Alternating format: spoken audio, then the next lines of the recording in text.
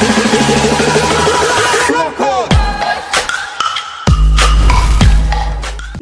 what's up traders? Welcome back to a new video. It's been a week or something like that. Been really busy with other things unfortunately, but we are back and now we are gonna be diving into the Ultra League. I've tried this team today. It's going to be Ampharos on the lead with the safe swap of Walrein, but also I got the safe swap of Obstagoon. Might not seem like the best safe swap, but we got the nuke move of Gunk Shot on it just to maybe catch some opponents off guard. And besides that, it's a very basic and common line where we have the ABB strategy, as both of our back Pokemon are weak against fighting. So without further ado, let's hop into this first game where we are facing off a Trevenant on the lead, which obviously is not the best lead for us, but honestly Ampharos is putting in the work with the moveset it has.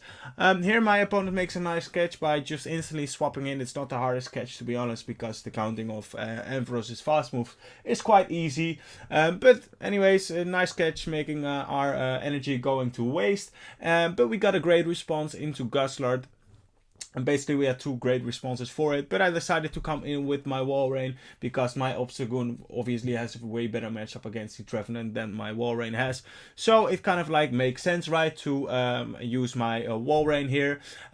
Here I think this is going to only be a Dragon Claw, which means that we didn't get the debuff, so I know I can survive this and farm down. And as you can see, we leave with almost 2 Icicle Spears loaded. So if they come back in, 1 Shadow Claw is not going to be enough, I think, with the HP we have left, but they actually they know better, and I think they recognized it, so they come in with their final Pokemon, which is going to be a Regirock. Here I see that I'm not going to make it before I'm gonna get locked down, so we have to go for the double Icicle Spear in this scenario, which is going to be fine. And at this point this game is over, because the only thing I really need to do here is just to spam out whatever move I'm gonna get to, which in this case is going to be another Brutal Swing, making sure that we get the opponent's Regirock low, they shield, and I don't care at this point anymore about my Ampharos, because their energy on their Trevenant is basically useless except for the Seed Bomb that they have. Here they try to catch a move. We don't have the cross chop, so there's no point for them catching, but obviously they don't know that.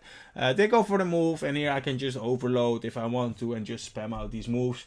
Best thing here always is to just go for it straight away, because you might get the boost and it will help you out later on. But honestly it doesn't matter too much at this point, because we can tank whatever they throw. I don't have to shield at this point. I don't have to shield after 2 or 3 more moves. I think probably like 2 moves realistically, but honestly it doesn't matter too much, because even my Ampharos can still close this game out if I want to.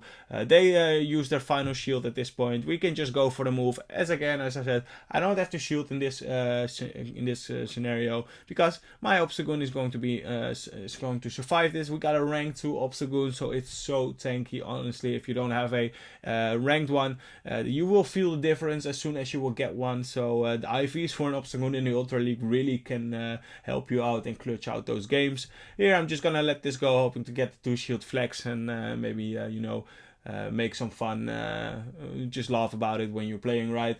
But they make it to a final move here. We can shoot up the move, and that's going to be a GG, because we can farm them down. Alrighty, next game. So in the next game we got a positive lead, where we have the Charizard, which is very nice because the wing attack is absolutely doing no damage to us. We can just spam out these Brutal Swings. Here they make a nice catch again. Opponents were on top of their game today talking about those catches, but honestly it helps me out a lot, because Venusaur is basically a core breaker for my whole team, because I cannot hit them for any good damage except for the Icicle Spear damage, but they can hit back very hard as well. And because we hit the move of the Brutal Swing, we can after this maybe farm down if they decide to shield, because I just went for it straight away, because I want to get rid of this Pokemon or this Venusaur as soon as possible, just because it just does very well against my whole team. And they're gonna show their final Pokemon, which is going to be a Shadow Blastoise. A very nice Pokemon to see, very nice pick as well. It's really tanky if you have an XL one. I would love to have one myself, because it's a Blastoise, right? It's a really cool Pokemon. And now they're gonna swap back into their Charizard. We're just gonna go for the move, hoping to get the boost, and if we get the boost, this game is going to be over if it wasn't already, because we still have a full health Ampharos. But we're not gonna get the boost just yet. We can let this go and then just farm down with our Ampharos if they're gonna go for the Blast Burn. They're gonna go for the Blast Burn. Are we gonna reach another move? No, they're just gonna throw the energy, which is fine. And as I said, we can just go straight away for the farm down with our Ampharos, and then hopefully leave with a Focus Blast, because that will be enough to threaten them. Here I'm just gonna shield up, making sure that we're not gonna get hit by a Blast Burn, even though they weren't at the move just yet. Although here they're gonna gonna throw their Hydro Cannon, but I know I can survive a Shadow Hydro Cannon from a Swampert, so I was guessing a Shadow Hydro Cannon from a Blastoise is probably gonna do about the same, maybe less. So we will be able to survive that one as well. And as you can see, we go for the Focus Blast and we take them out. That's going to be a GG. Very well played. Also, if you're new to the channel, make sure to hit that like and subscribe button. It would help me out a lot. I would like to reach 300 subscribers by the end of the month, and well, actually 1,000 by the end of the month. But yeah, that's maybe a bit maybe too enthusiastic, right? But it will help me out a lot if you like and subscribe, and maybe leave a comment down below what you're playing right now. Are you playing the Little Cup or are you playing the Ultra League? And yeah, let me know. So here they have a Muk, and Muk is actually also kind of like a pain for this team. Honestly, you don't see it a lot, or you don't see it too much in the Ultra League, but it can really core break some teams. And honestly, my team doesn't like it too much, where the Obstagoon can only hit it for neutral. We can only hit it for neutral basically, except for the Earthquake. But yeah, it's not the best. And even the Alolan Muk is even worse because of the typing, where the dark typing is really helping them out a lot as well, because almost all our moves then will be resisted except for the Earthquake and the Icicle Spear, right? So here they have a Alolan Ninetales in the back, and now I'm not feeling too confident anymore, to be honest.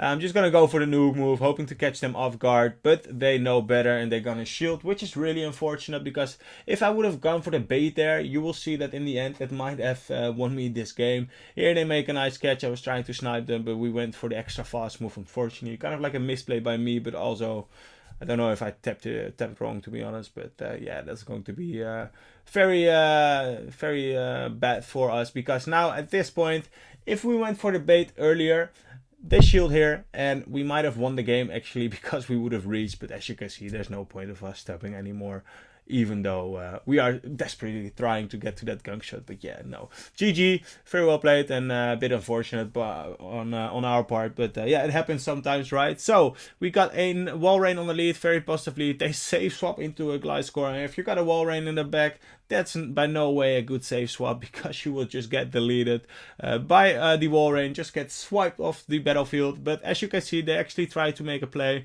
They go for the move here. I think I'm just gonna shield up, because even though if they're gonna bait, they're just gonna go straight for another Icicle Spear, because now my Walrein is so healthy, where if they come back in with their own Walrein, we can just apply a lot of pressure by going for straight for the Earthquakes, making sure that our Walrein just took out like two, or it's just gonna take out two Pokemon, right? And just by basically using one shield. So yeah, it's a really easy play. And here actually I'm gonna try to catch the move, which is going to be the Earthquake, and now we still have the Walrein in the back, because I was thinking maybe it's kind of like a play where they want to bait out my Ice type, which they did. And here they make a nice catch for the potential cross chop, but as again, I'm not running it, I'm only running Night Slash and Gunk Shot. So yeah, that catch was not a was a good try, but honestly it didn't work out for them. So here we're gonna go. We see a Melmetal on the lead, which is very nice pick by my opponent, kind of like spicy, and can also put in the work. But as you can see, the Thunder Shock damage is doing absolutely nothing to us, and the Volt Switch is actually adding up a bit.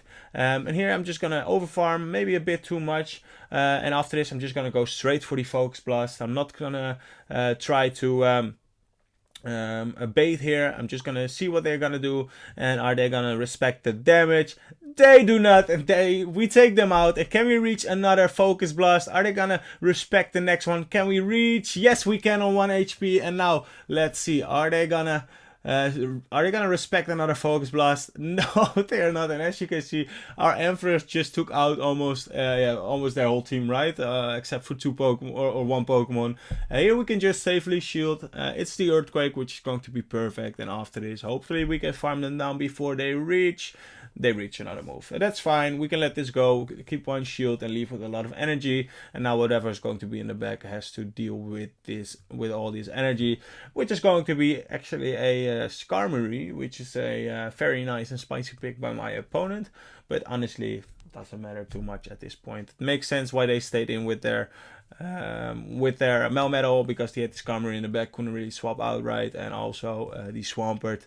Yeah, their counts were a bit off probably, and they were like, they're not gonna reach the second one, but we had so much energy. And here they're gonna throw the move. We could have swapped there to catch the Sky Attack, but honestly it doesn't matter. And as you can see, they know it's over. They stopped tapping. And yeah, that's also it for the video today. Hope you guys enjoyed these quick battles. Honestly, the last one was so good with the Ampharos double nuking the Melmetal and Swampert. So yeah, leave a like and subscribe to the channel if you haven't already. And without further ado, I will see you trainers in the next video. Peace.